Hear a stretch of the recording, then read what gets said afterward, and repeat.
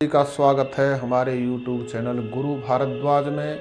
मैं हूं एस्ट्रो गुरु ओपी भारद्वाज और आज मैं आपको अपनी एस्ट्रो क्लासेस के मैथमेटिक्स सेक्शन की 6th नंबर की क्लास में बताने जा रहा हूं कि चंद्रमा को सरलतम तरीके से कैसे स्पष्ट किया जाता है। तो दोस्तों, यदि आप एस्ट्रोलॉजी के बिगनर हैं, ज्योतिष के जिज्ञासु हैं, तो आपके लिए ये बहुत महत्वपूर्ण वीडियो है। इस वीडियो के अंत तक जरूर बने रहिएगा। दोस्तों, ज्योतिष में चंद्र स्पष्ट का भी उतना ही महत्व है जितना महत्व लगन स्पष्ट का है। जब आप किसी जन्म पत्रिका को खोलते हैं तो उस जन्म पत्रिका में लगन कुंडली के साथ ही चंद्र कुंडली बनी हुई होती है। इस बात से स्पष्ट होता है कि लगन कुंडली के बराबर में ही चंद्र कुंडली का महत्व है, उतना ही महत्व है जितना लगन कुंडली का महत्व है। तो चंद्र कुंडली बनाने के लिए हमको चंद्र स्पष्ट का ज्ञान जरूर होना चाहिए। तो यदि आप चंद्र स्पष्ट करना सीखना चाहते हैं तो इस वीडियो पर ध्यानपूर्वक बने रहिए। चंद्र स्पष्ट करने के लिए हमको 3 चीज़ों की आवश्यकता होती है। वो होती है भवोग, भयात और गत नक्षत्र। गत नक्षत्र से मतलब ये है कि जिस नक्षत्र में बच्चे का जन्म हुआ है उस नक्षत्र से पहले वाला नक्षत्र कौन सा था और वो नक्षत्र अश्विनी नक्षत्र से कौन से नंबर का नक्षत्र है। जो भवोग है उसको हम पलात्मक बना लेते हैं। पलात्मक से मतलब ये होता है कि जो भवोग और भयात हमको प्राप्त होते हैं वो घटी और पल में प्राप्त होते हैं।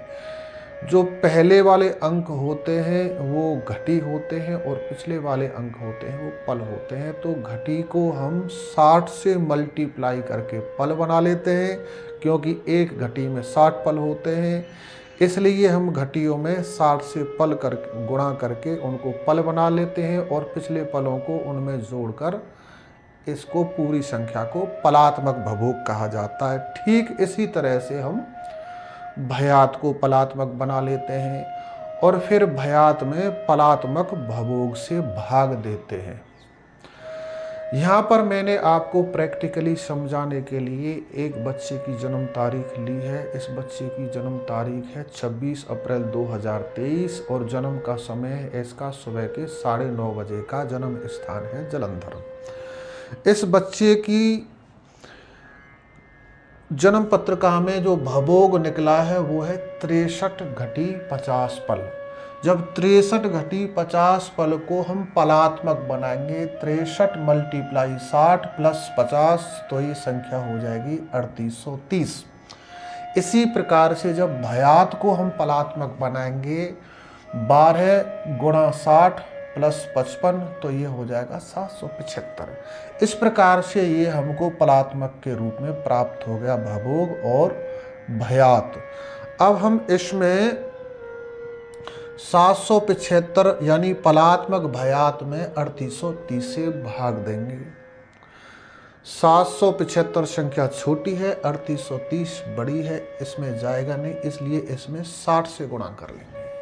जब हम 60 से गुणा कर लेंगे तो हमको संख्या प्राप्त होगी 46,500 और 46,500 में जब हम 3830 से भाग देंगे तो भाग जाएगा हमारा 12 बार और 3830 मल्टीप्लाई 12 बराबर 45,960 और 45,960 को हम जब 46,500 में से घटाएंगे तो हमको शेष मिलेगा 540। 540 में फिर हमने 60 से गुणा कर लेना है। जब हम 60 से गुणा करेंगे 540 में तो हमको संख्या प्राप्त होगी 32,400। 32,400 में फिर हमने 3830 से भाग देना है। जब हम भाग देंगे तो हमको भागफल मिलेगा 8 और 3830 गुणा 8 बराबर 30,640। इसको हम घटाएंगे 32,400 में से तो हमको शेष प्राप्त होगा यहाँ पर 1760 और 1760 में फिर हम 60 से गुणा करेंगे।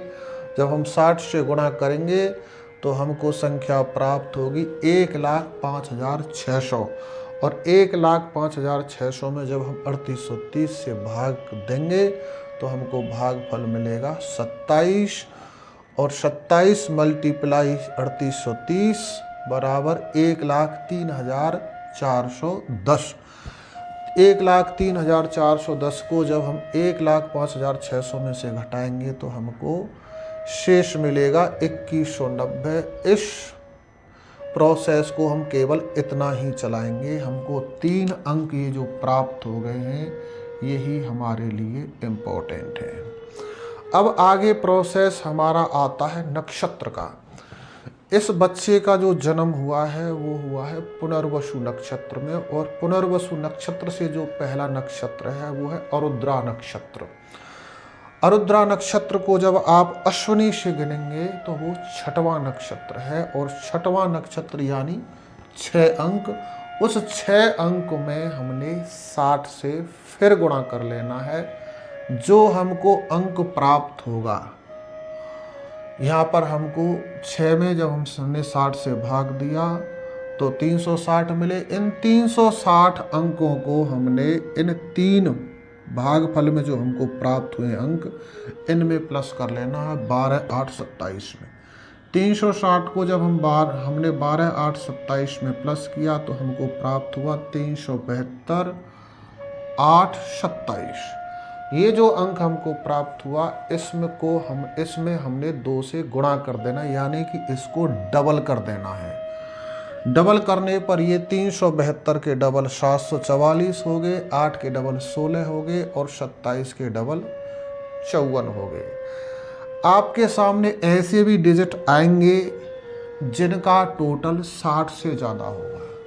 जब किसी डिजिट का टोटल 60 से ज़्यादा हो तो 60 की 1 यूनिट बनाकर अगले अंक में प्लस कर देनी है। फॉर एग्जाम्पल मैं आपको बताता हूँ, यहाँ पर 32 आता है तो 32 दूनी 64 हो गए। 64 मतलब 60 से ऊपर चला गया, 60 की 1 डिजिट बना ली, शेष यहाँ पर 4 रह जाएंगे। इसी प्रकार आगे यहाँ पर भी यदि टोटल ऐसा बनता है तो उसकी 60 से ऊपर जाता है तो फिर उसकी 1 यूनिट अगले में मिला लेते। इसी प्रकार से प्रोसेस आपने आगे बढ़ाना है। अब हमने जब इसको डबल किया तो हमको ये डिजिट प्राप्त हुआ। इसमें हमने फिर 9 से भाग देना है। 744 में जब हमने 9 से भाग दिया तो 82 बार गया। 82 गुणा 9 बराबर 738। 738 को हमने 744 में से घटाया तो शेष बचे 6, और 6 को फिर हमने 60 से गुणा किया। जो हमको अंक प्राप्त हुआ उसमें ये जो आगे वाला अंक है, डिजिट है, इसको प्लस कर लिया। 360 प्लस 16 376 हो गए। 376 में फिर हमने 9 से भाग दिया। जब हमने 9 से भाग दिया तो हमारा 41 बार भाग गया। 41 गुणा 9 369। 369 को 376 में से जब हमने घटाया तो हमको शेष मिला 7। 7 को फिर हमने 60 से मल्टीप्लाई कर लिया। जब हमने मल्टीप्लाई कर लिया तो हमारा जो गुणनफल है वो आया 420। 420 में हमने फिर आगे वाला जो डिजिट है 54 उसको प्लस कर लिया। 720 प्लस 54, 420 प्लस 54 बराबर 474। 474 में फिर हमने 9 से भाग दिया तो वो 52 बार गया। हमारा यहीं पर समाप्त हो गया। इसको हमने अब आगे नहीं बढ़ाना। अब हमको संख्या प्राप्त हो गई है ये भागफल के रूप में 82, 41, 54। 82, 41, 54 ये संख्या हमको प्राप्त हो गई। ये हमारा चंद्र स्पष्ट है। अब आपको ये समझना है, ये है विकला, ये कला है, ये अंश है, और आगे अंशों से आगे चली जाती है राशि। राशि, अंश, कला, विकला, विकला, कला, अंश, राशि। ये जो 82 अंश हैं, इन 82 अंशों में कितनी राशि आ जाती है, कितने नंबर आ जाएंगे? क्योंकि एक जो राशि होती है वो 30 अंश की होती है। अब जब हम 82 में 30 का भाग देंगे तो 2 बार चला जाएगा। 30 दूनी 60, 2 बार चला गया, 82 में से 60 चले गए तो कितने बचे? 22। 22 को हमने यहाँ रख लिया, शेष संख्या को ऐसे के ऐसे हमने उतार लिया, यानी 2, 22, 41, 52। अब इसको हम जो हमारी वैदिक गणित की जो गणित है ज्योतिष की, उसके अनुसार ये है मिथुन राशि के 22 अंश 41 कला 52 विकला, यानी कि जब बच्चे का जन्म हुआ था उस समय चंद्रमा मिथुन राशि के 22 अंश 41 कला 52 विकला पर था। ये इस बच्चे की जन्म तिथि जन्म डिटेल के अनुसार चंद्र स्पष्ट हुआ। इसी प्रकार से किसी भी बच्चे की जन्म पत्र का बनाते समय आप उसका चंद्र स्पष्ट कर सकते हैं।